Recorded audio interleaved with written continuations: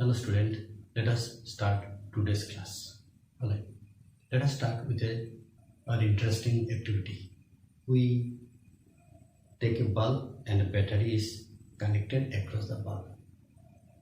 Initially let us take the potential difference of the battery be 1 volt. Then what happens to the bulb? The bulb glows.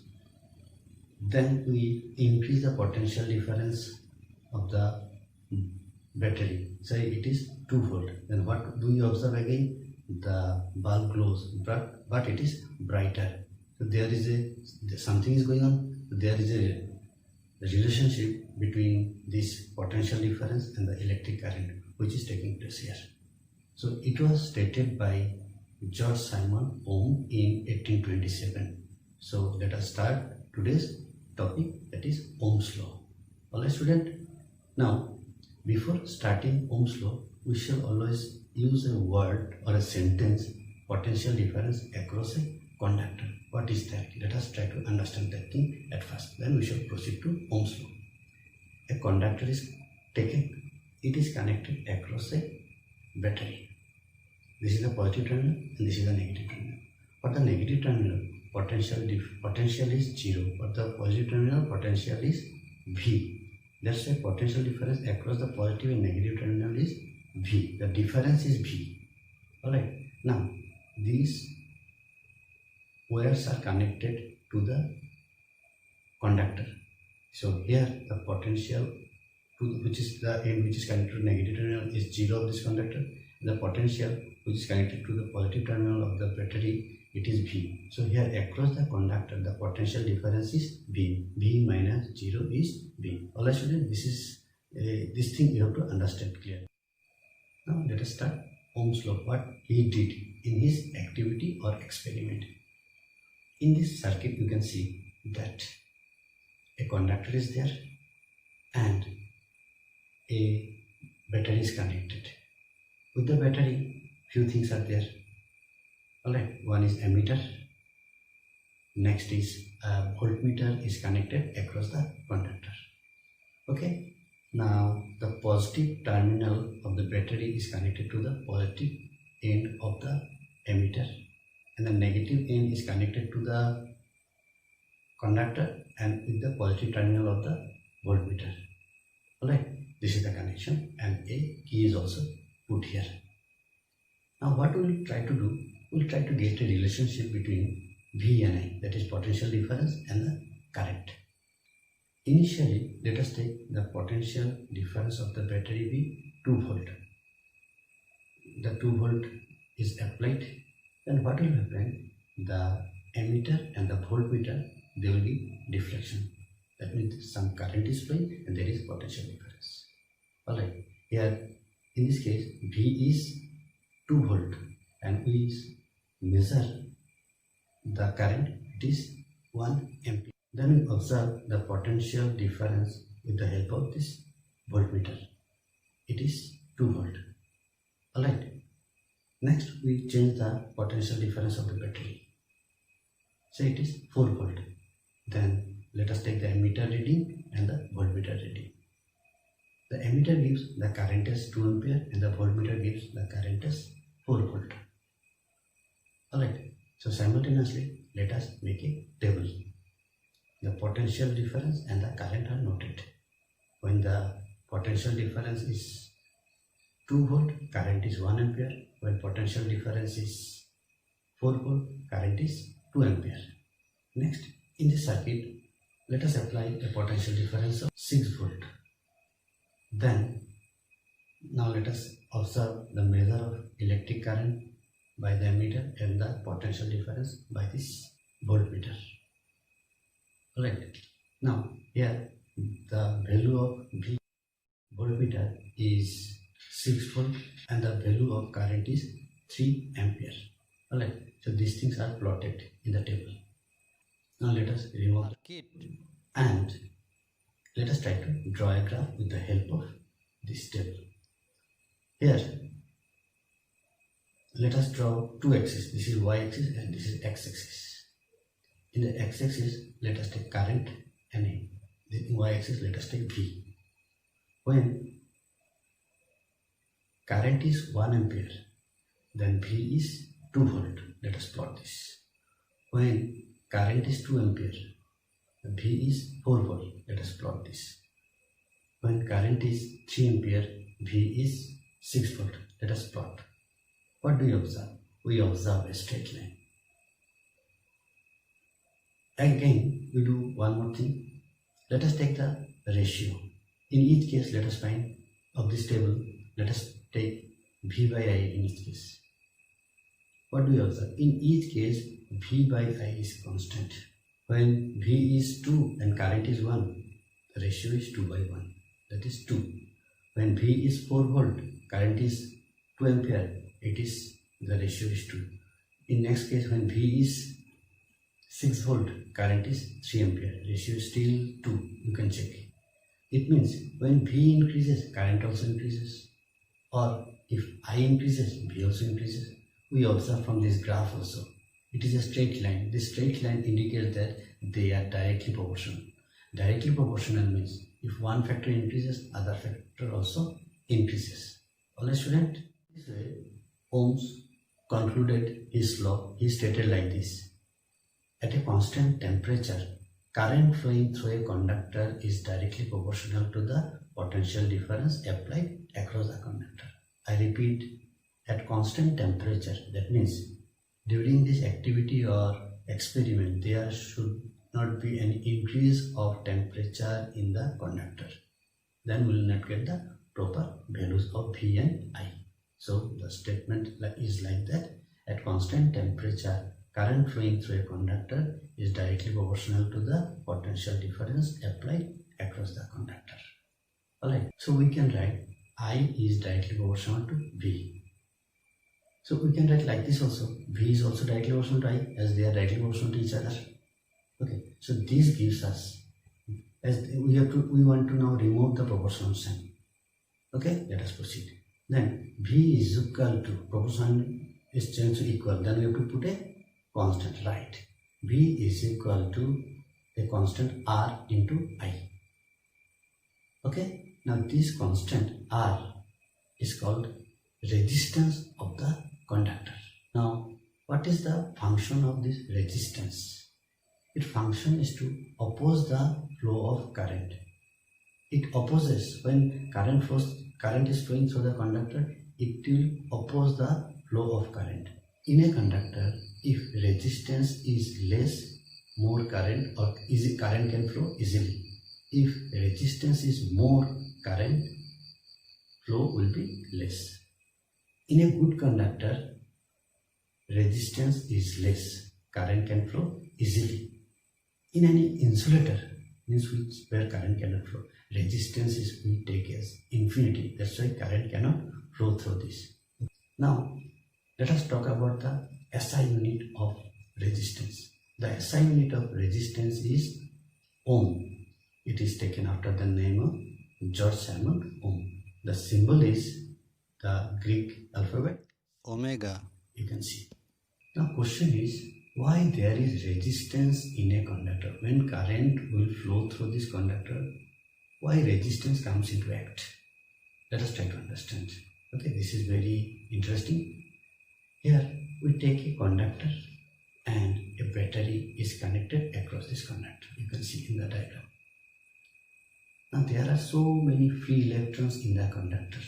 This will help us for flowing the electrons or electricity or electric current. Now you can see in the diagram, there is negative terminal. This negative terminal will repel the electrons, will push the electrons so that it can move toward the positive terminal. Now, during this repulsion, when electron will try to move from this end to this end, they will collide with number of electrons or the atoms inside the conductor. This collision causes resistance. Means if there is a rough road, you cannot move smoothly. You are getting some opposition, some resistance you are getting. So here there is collision, continuous collision. That's why resistance comes into play. If there is no collision, that means resistance will be zero. Alright, so If number of collision increases, then resistance also increases. If collision is less, resistance is less. This is the simple thing about resistance. Alright, we want to see how the resistance looks like in laboratory. The name of we do not say the name of the device is resistance. The name of the device is called resistor. Here you can see some examples. Okay, these resistors are used in laboratory to find the resistance. Now, how do we represent a resistance in a circuit diagram? This is also interesting. Suppose there is a rough road. In this rough road you want to move. What you are getting? You are getting opposition. Now, how will represent the road? It is, we'll say, zigzag road. We cannot move easily. In the similar manner, a resistance is given by zigzag path. Okay? So you can see how resistance is represented in any circuit diagram. Now, let us take one more topic to discuss. That is combination of resistors or combination of resistances. Generally, we take this combination in two ways: resistance in series and resistance in parallel. Let us discuss one by one. At first, let us take the resistances in series. We have taken few resistances. Now, when do we say these resistances are in series? Again, I repeat that device is resistor, property is resistance. Okay? Now, they are in series when the tail of the first resistance is connected to the head of the second resistance and the tail of the second resistance is connected to the head of the third resistance. They are in series. Alright. Now, what about the resistance when they are connected in parallel? Let us take the diagram. Here you are observing that all the heads are connected together and all the tails are connected together. This is parallel combination of resistances. Now, let us discuss about the resistor when they are in series connection. Here we have taken three resistors. The resistance of each be R1, R2 and R3. They are connected across this battery, you can see. Alright, now current is flowing from the positive terminal. What is happening? This current is flowing through all the three resistances. Alright, so there is a single path. So what is happening? Same current is flowing through all these three resistors. Now what about the potential difference? This potential difference will get distributed in the first resistors. It be V1, in the second resistor potential difference be V2, and in the third resistor potential difference be V3. Thus this total V will be sum of these three.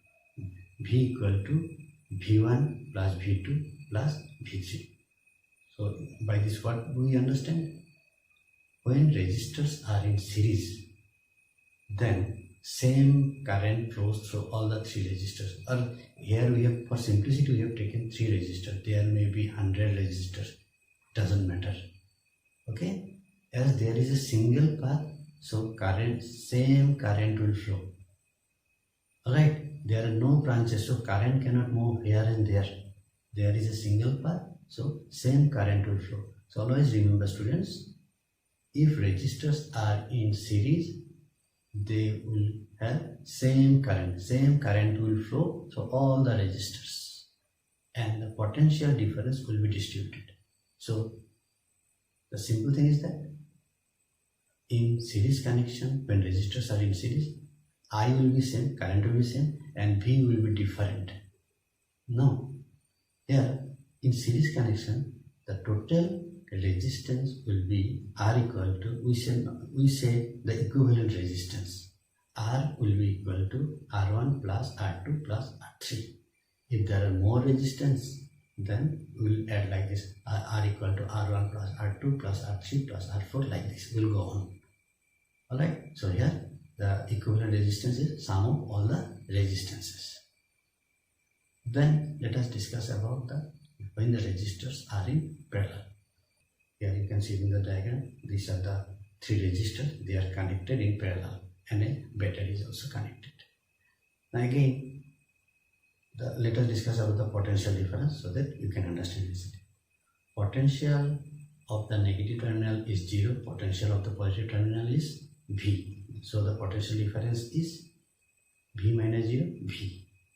So when we come to this junction, that is joining of the resistors, head, tail, here they are joined. At this point, which is connected to the negative terminal, it is the potential is 0 and here potential is V.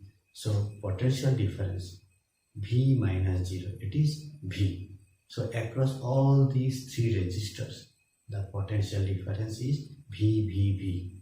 Okay, in series connection, potential was distributed. Okay, it was V1, V2, V3, but here they are connected in parallel. The potential difference across each resistors will be same, V, which is same as the battery or the source. Okay, student.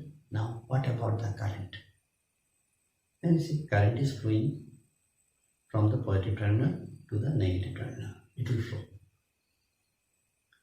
Now, when current reaches the terminal, what happens? Current is distributed. There are three paths. So, current will be distributed. Say, in the upper branch, I1 current flows. In the middle one, I2 current. And in the lower one, I3 current. In this way, current will be distributed. And in this junction, again, they will meet and the resultant current will be again I. Alright, students. So, in this series connection and in parallel connection. In series connection, current will remain same. Here, in parallel connection, current will be different. In series connection, V is different. In parallel connection, V is same. Alright, this is the basic difference. Now, in the parallel connection, if we want to find the total resistance can be found like this. Say, the total resistance is, or the equivalent resistance is denoted by the symbol R. Then R will be given by this expression, 1 by R equal to 1 by R1 plus 1 by R2 plus 1 by R3. Okay, so in series connection, equivalent resistance is R equal to R1 plus R2 plus R3. In parallel connection, it is 1 by R equal to 1 by R1 plus 1 by R2 plus 1 by R3. Okay. Now, if there are two resistors which are connected in parallel, how will you find the equivalent resistance or total resistance? You will say, sir, it will be 1 by R equal to 1 by R1 plus 1 by R2. But in shortcut also we can find the equivalent resistance in parallel. If they are, I am saying the case when they are in parallel. If they are connected in parallel, the equivalent resistance of two resistors will be R equal to product by sum R1 into R2 divided by R1 plus R2. So at first, how you find in one line? At first you multiply both the resistances, then you will divide by the sum, that is product by sum. In this process easily we can find the resistance in shortcut. Okay, today up to this method. Thank you, students.